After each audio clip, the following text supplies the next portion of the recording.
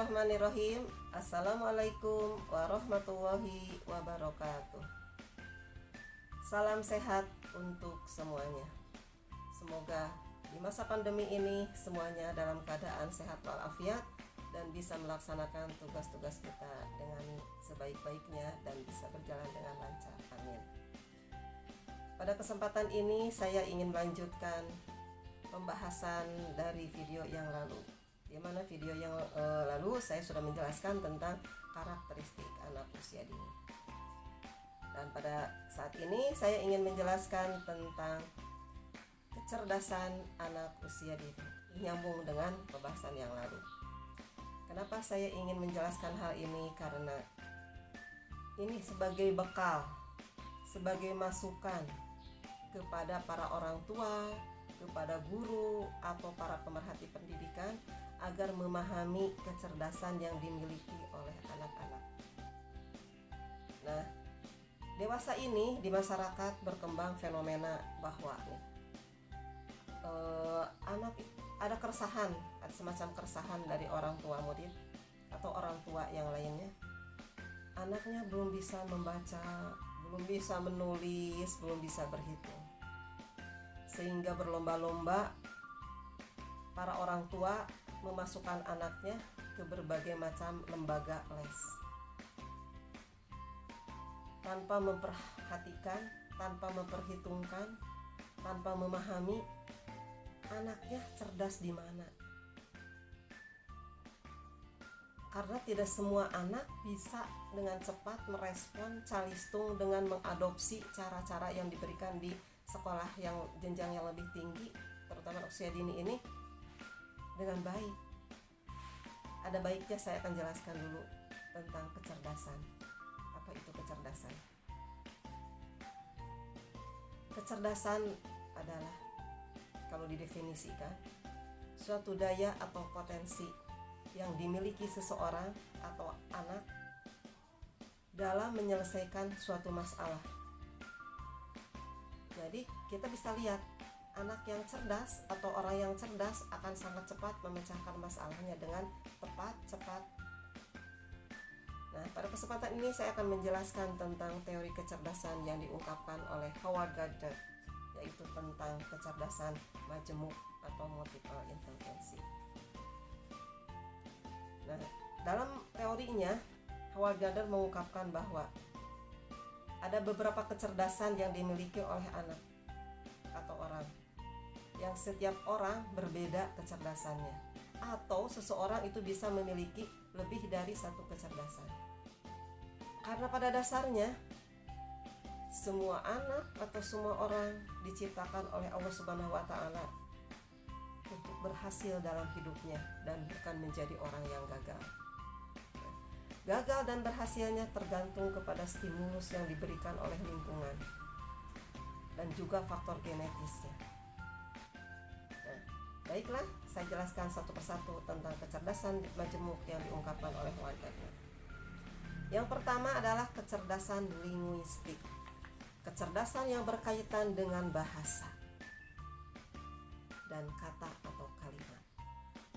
Nah, orang atau anak yang mempunyai kecerdasan linguistik adalah ciri-cirinya. Yang pertama, senang bercerita, senang pada kegiatan menulis, suka berbicara tentang hal-hal yang diketahuinya, kemudian senang membaca buku, senang pada puisi, kemudian memiliki banyak kosakata dibandingkan dengan anak yang lainnya. Kalau anak-anak pandai mengungkapkan pikirannya dengan bahasa yang sangat dimengerti oleh orang lain dengan terperinci. Nah, itu adalah ciri-ciri orang atau termasuk anak yang punya kecerdasan linguistik. Nah, kalau diarahkan yang cerdas linguistik ini dengan baik, mereka nanti bisa sukses dalam bidang jurnalistik, di bidang komunikasi, dan lain-lain profesi yang berkaitan dengan hal tersebut. Kemudian nih, kecerdasan interpersonal. Kecerdasan interpersonal ini adalah kecerdasan yang berkaitan dengan hubungan antar pribadi. Anak-anak atau orang yang cerdas di interpersonal, mereka itu ciri-cirinya adalah punya banyak teman, senang bersosialisasi, kemudian bisa menjawab pertanyaan dengan sangat terperinci, kemudian punya perhatian besar terhadap teman sebaya, lebih didengar pembicaraannya oleh orang-orang yang ada di sekitarnya, disenangi oleh orang-orang sekitarnya, orangnya ceria biasanya. Ini adalah anak-anak yang punya atau orang yang cerdasnya di interpersonal. Nah, kalau diarahkan dengan baik nih, anak yang cerdas di interpersonal ini bisa menjadi leader yang baik dalam suatu kantor atau perusahaan. Kemudian dia bisa menjadi politikus, dia bisa menjadi PR yang handal dan lain-lain. Nah, selanjutnya adalah kecerdasan intrapersonal. Di sini adalah kecerdasan yang berkaitan dengan evaluasi diri dan refleksi diri. Nah, biasanya anak yang cerdas ini punya ide yang tersendiri yang tidak mudah dipengaruhi oleh orang lain. Terarah dalam pencapaian tujuan. Kemudian juga belajar atau bekerja sangat mandiri. Dia tidak tergantung pada orang lain. Kemudian memperlihatkan sikap tegas dan sikap bebas dalam memiliki kemampuan yang kuat. Itu adalah orang-orang yang cerdas di intrapersonal. Nah, orang yang cerdas intrapersonal ini adalah biasanya anak-anak yang tidak terlalu banyak berbicara. Nah, kemudian yang berikutnya adalah kecerdasan kinestetik. Kecerdasan kinestetik ini adalah berkaitan dengan gerak, koordinasi gerakan tubuh atau fisik. Anak atau orang yang cerdas di kinestetik ini biasanya mereka berprestasi di bidang olahraga, bergerak-gerak ketika sedang duduk. Berikutnya adalah kecerdasan musikal atau musical ritmik. Kecerdasan ini berkaitan dengan pemahaman terhadap musik dan tune, juga irama. Anak yang cerdas di musikal, mereka sangat peka terhadap berbagai suara musik yang ada di sekitarnya. Jadi komposer dan sebagainya atau jadi musisi gitu ya, itu ada profesi yang bisa dia yang bisa dikuasai oleh mereka kalau diarahkan dengan baik. Nah, itu untuk anak-anak yang cerdas atau orang yang cerdas di musikal atau musikal ritmik. Nah, selanjutnya adalah kecerdasan visual spasial.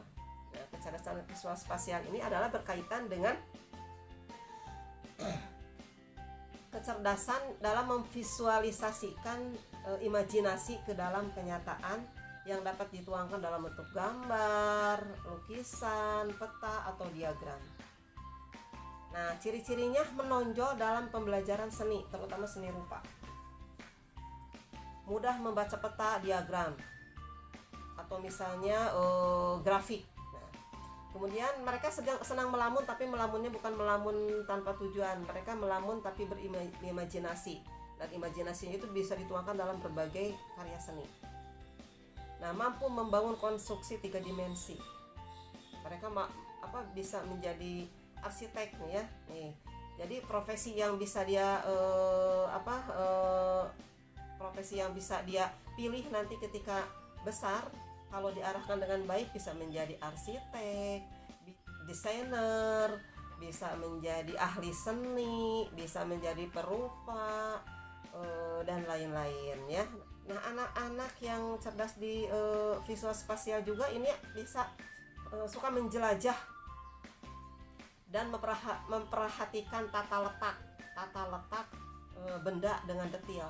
Jadi kalau kita memberikan contoh sekilas aja benda tersebut, dia bisa menggambar dengan sangat baik, meniru bentuk tersebut. Dan mereka senang menikmati gambar dan foto-foto. Bisa jadi fotografer juga. Nah, kemudian yang berikutnya kecerdasan logik matematik atau logika matematika. Ini berkaitan dengan angka-angka, berkaitan dengan pola, berkaitan dengan bagaimana berpikir ilmiah. Ciri-cirinya mereka bisa berhitung dengan cepat, senang pada angka-angka, senang pada komputer, kemudian senang melakukan uji coba dan eksperimen. Nah, ya, mereka bisa menjadi ahli eksak. dan karena mereka senang pada pembelajaran matematika dan IPA. Bisa menjadi dokter, bisa menjadi peneliti, ya. Mereka bisa jadi ahli komputer, ya. Mereka bisa merancang hal-hal yang berkaitan dengan aplikasi-aplikasi gitu ya. Ini anak-anak yang memang atau orang yang cerdas di logika matematika atau logik matematik. Yang berikutnya kecerdasan naturalis. Ini berkaitan dengan ya kecerdasan naturalis. Kadang-kadang nih kita tidak memahami, ada juga anak yang punya cerdas di naturalis nih. Berkaitan dengan pengetahuan, pemahaman, keterampilan dan penghargaan terhadap alam sekitar. Anak yang cerdas di naturalis ini biasanya mereka senang pada flora dan fauna, senang memelihara hewan peliharaan, senang berkebun, senang mereka itu melakukan kegiatan di alam terbuka. Jadi kalau ada kegiatan outbound mereka senang sekali. Kalau udah besar nih mereka biasanya bergabung di komunitas-komunitas seperti pencinta alam, pendaki gunung, atau kegiatan-kegiatan hiking lainnya. Kalau mereka camping di alam terbuka pasti senang sekali biasanya mereka. Dan yang berikutnya adalah kecerdasan spiritual. Ini berkaitan dengan kecerdasan tentang pemahaman agama. Nah, anak atau orang yang cerdas di spiritual ini mereka sangat senang kepada kitab suci, senang kepada mengaji. Kalau untuk yang beragama Islam, untuk anak-anak kita ya nih, senang pada kegiatan-kegiatan Iqra, mengaji, senang kepada hafalan doa-doa, hafalan surat pendek, ya, dan berperilaku biasanya sangat baik kelihatannya. Etikanya bagus sekali untuk anak spiritual ini. Mereka senang melakukan kegiatan-kegiatan ibadah. Nah, itu adalah kecerdasan spiritual.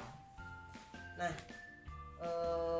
ayah, bunda, para guru dan juga para pemerhati pendidikan, itulah beberapa kecerdasan yang saya ungkapkan, yang saya ambil dari teori Howard Gardner itu tentang kecerdasan majemuk. Mudah-mudahan setelah mendengar penjelasan ini semuanya bisa lebih memahami lagi bagaimana cara mengarahkan anak. Jangan paksa lagi anak tidak sesuai dengan kecerdasan.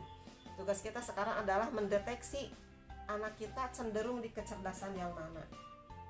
Seandainya murid atau anak kita ini cenderungnya di kecerdasan linguistik, nah, tidak salah ketika kita memberikan stimulus pembelajaran yang berkaitan dengan membaca yang lebih banyak dari anak yang lain, ya misalnya.